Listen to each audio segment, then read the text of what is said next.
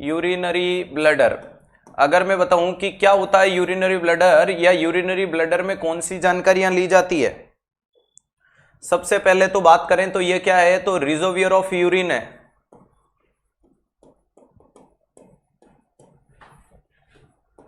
Urinary bladder क्या होता है, यूरिन का संग्रहण केंद्र होता है या यूरिन को स्टोर करने का थैला यूरिनरी ब्लडर कहलाता है। जो हमारी बॉडी में नंबर में कितना होता है, तो नंबर में 1 होता है। सर कैपेसिटी कितनी होती है, कैपेसिटी कितनी देखने को मिलती है, तो 1000 ml होती है, ध्यान रख लेना 1000 ml होती है। सर ये कैसा होता है, तो ये पियर शेप देखने को मिलता है, यूरिनरी ब्लडर कुछ ऐसा देखने को मिलता है।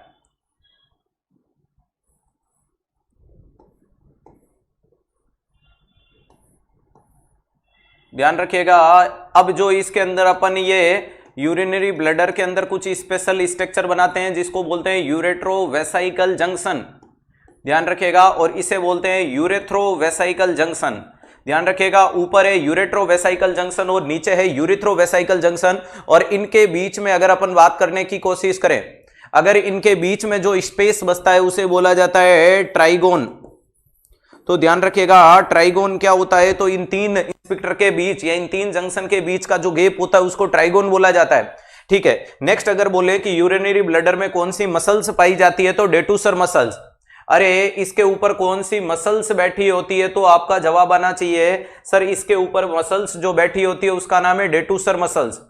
कौन सी मसल्स बैठी हुई है प्यारे दोस्तों, डेटूसर मसल्स होती है। लेकिन क्या यूरिनरी ब्लडर में स्ट्रेचेबिलिटी की कैपेसिटी होती है, इस मसल्स का नाम लिख दीजिएगा डेटूसर।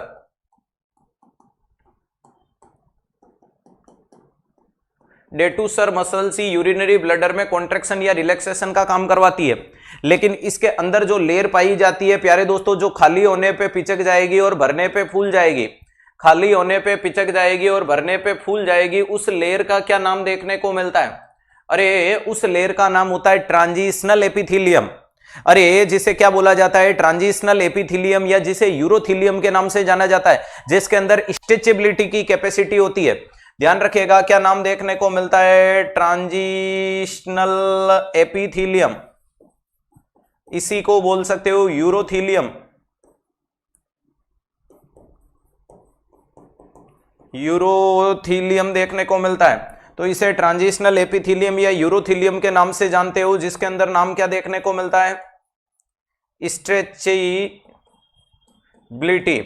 जिसके अंदर काम देखने को मिलता है कि सर ये स्ट्रेचेबिलिटी करवाने का काम करता है। ये सारी जानकारियां हो गई। ठीक है, अब याद रखिएगा कि ये जो यूरेटर होता है, ureter open at upper and posterior surface, ये अपर और पोस्टीरियर सरफेस में ओपन होता है। ध्यान रखिएगा ये अपर और पोस्टीरियर सरफेस पे ओपन होता है। वहीं पे अगर मैं बात करूं कि ये यूरिनरी ब्लडर टिका हुआ कौन से हिस्से से रहता है, तो ध्यान रखिएगा सर रहता है base of the urinary bladder. अरे ये कहां से रहता है, तो ध्यान रखिएगा बेस ऑफ ब्लडर कौन सा वॉल होता है, तो ये भी पोस्टीरियर वॉल होती है। ध्यान रखिएगा पोस्टीरियर वॉल। ये यूरिनरी ब्लडर चारों तरफ से लटका हुआ होता है लेकिन पीछे से चिपका हुआ रहता है। क्या होता है, पीछे से ये चिपका हुआ होता है। मान लीजिएगा कि ये यूरिनरी ब्लडर है, तो ये टिका हुआ कहां से है, जैसे कि ये इसके पीछे येलो दिख रहा है ना, बस मान लो कि ये यहां से टिका हुआ है, बाकी सब जगह से लटक रहा है। क्लियर है, तो ध्यान रखिएगा वेरी इंपॉर्टेंट चीज है जिसको बेस के नाम से जाना जाता है, ये भी क्लियर हो गया।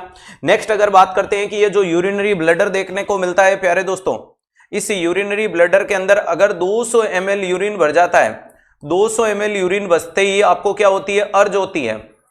ध्यान रखिएगा अर्ज का मतलब इच्छा होगी। जैसे ही यूरिनरी ब्लडर में 600 से 800 ml भरेगा तो आपको इरिवर्सिबल अर्ज होगी। अरे आप में क्या होगा, इरिवर्सिबल अर्ज देखने को मिलती है, यानी जिस अर्ज को आप कंट्रोल नहीं कर सकते, इतनी जबरदस्त देखने को मिलेगी कि यूरिन अंदर आ जाएगा। और अगर मैं आपको बात करता हूं कि ये तो अर्ज और इरिवर्सिबल अर्ज हो गई, वहीं पे अगर आपको पूछा जाए कि नॉर्मल यूरिन आउटपुट कितना है, वो डिफरेंट चीज है। नॉर्मल यूरिन आउटपुट अगर आपसे पूछा जाए तो आपका जवाब आना चाहिए 1500 से 2000 ml। अरे कितना होना चाहिए, 1500 से 2000 ml नॉर्मल यूरिन आउटपुट है। वहीं पे प्यारे दोस्तों लेस देन नाम आता है एन यूरिया। एन यूरिया किसे बोला जाता है, तो लेस देन 100 ml पर 24 आवर्स, 24 घंटे में 100 ml से कम देखने को मिलता है। उससे अगला नाम देखने को मिलता है ओलिगो यूरिया। अगला नाम आता है oligo urea, more than 400 ml, 400 ml। अरे प्यारे दोस्तों 400 ml 24 घंटे, 400 ml से भी कम, 400 ml से भी कम होना 24 घंटे में, ओलिगो यूरिया। और नेक्स्ट आता है पोली यूरिया। और पोली यूरिया क्या होता है, 3000 ml से ज्यादा, 3000 ml से ज्यादा हो जाना 24 घंटे में पोली यूरिया कहलाता है। तो ये डाटा अलग है, ये डाटा अलग है, कृपया इनको क्लस और मिक्स ना करें। Normal bladder capacity is 1000 ml, normal urine output is 150 ml। Clear है, ध्यान रखिएगा 115 ml यानी 1500 ml देखने को मिलता है। तो इन दोनों को मिक्स नहीं करें। अधिकतर बच्चों गलतवादी में क्या करते हैं, एग्जामिनर पूछता है कैपेसिटी ऑफ यूरिनरी ब्लडर, पहला ऑप्शन 1500, दूसरा 1000, तीसरा 2000, तीसरा 3000, तो अपन टिका देते हैं 1500। ठीक है, हाँ ये दोनों ही oliguria less than 400 ml, anuria 100 ml से कम, इधर 3000 से ज्यादा। क्लियर है, ध्यान रखिएगा ये कंडीशन देखने को मिलती है। पोली में 2000 नहीं 3000 लिखो, वो ध्यान रखिएगा वो जो आप बोल रहे हो वो पोली हाइड्रोएमनियोज है। जितने भी बच्चे 2000 ml से ज्यादा पोली बोल रहे हैं ना, वो पोली हाइड्रोएमनियोज है। एमनियोटिक फ्लूइड का लेवल 2000 से ज्यादा हो जाना पोली हाइड्रोएमनियोज, 200 ml से कम हो जाना ओलिगो हाइड्रोएमनियोज। कृपया मिक्स ना करो दोनों शब्दों को, मैं यूरिन पढ़ा रहा हूं, मैं एमनियोटिक फ्लूइड नहीं पढ़ा रहा हूं। क्लियर है, जो सारे सब्जेक्टों को लपेटते हैं उसी को 360 कहते हैं। समझ में आ गया, तो जहां ना पहुंचे रवि वहां पहुंचे कवि। तो एक एक चीज आपके सामने क्रिस्टली क्लियर हो रही है। अब इसके अलावा प्यारे दोस्तों जो मिक्सचुरेशन का प्रोसेस होता है, अब ध्यान रखिएगा ये जैसे कि आपका यूरिनरी ब्लडर मैंने बना दिया, अब एक नाम आता है जिसको बोलते हैं मिक्सचुरेशन। हालांकि मैंने मिक्सचुरेशन आपको अलग से पढ़ा दिया है प्यारे दोस्तों। मिक्सचुरेशन का मतलब it is a coordinated process of urine passage is called micturition. और अगर मैं मिक्सचुरेशन के लिए बोलूं तो micturition reflex centre, micturition reflex centre कहां पाया जाता है, तो आपका जवाब आएगा सैक्रल प्लेक्सस, सैक्रल प्लेक्सस में पाया जाता है। और ध्यान रखिएगा मिक्सचुरेशन सेंटर कहां पाया जाता है, और ये मिक्सचुरेशन सेंटर कहां होता है, तो आपका जवाब आएगा पोन्स में। तो मिक्सचुरेशन सेंटर तो होता है पोन्स में, लेकिन मिक्सचुरेशन रिफ्लेक्स सेंटर कहां होता है, सैक्रल प्लेक्सस में। अब यहां दो चीजें और देखने को मिलती है। अगर मैं आपसे पूछूं कौन काम करता है, तो सिंपैथेटिक नर्वस सिस्टम, अरे S1, S2, S3 fibre, parasympathetic nervous system S2, S3, S4 fibre देखने को मिलता है। पैरासिम्पैथेटिक जो नर्व फाइबर होता है वो ध्यान रखिएगा इसको एम्प्टी करवाता है, वो एम्प्टी करवाता है, वो यूरिनरी ब्लडर की फिलिंग करवाएगा, ये यूरिनरी ब्लडर की फिलिंग्स करवाता है। ये डेटूसर मसल्स को, कौन सी मसल्स बोल रहा हूं, डेटूसर मसल्स को रिलैक्स करता है, ये डेटूसर मसल्स को रिलैक्स करता है। और ये होता है, ये प्यारे दोस्तों डेटूसर मसल्स को कॉन्ट्रैक्ट करता है, डेटूसर मसल्स को कॉन्ट्रैक्ट करेगा, और कॉन्ट्रैक्ट करेगा तो यूरिन निकलता है या नहीं निकलता है, निकलता है, तो वेरी इंपॉर्टेंट चीज है। इसके अलावा तीसरा होता है पुडेंडल नर्व, अरे तीसरा नंबर होता है पुडेंडल का, ध्यान रखिएगा पुडेंडल नर्व। और पुडेंडल नर्व होती है वो एक्सटर्नल यूरिथ्रल स्फिंक्टर पे काम करती है। अरे वो किस पे काम करती है, एक्सटर्नल यूरिथ्रल स्फिंक्टर पे काम करती है।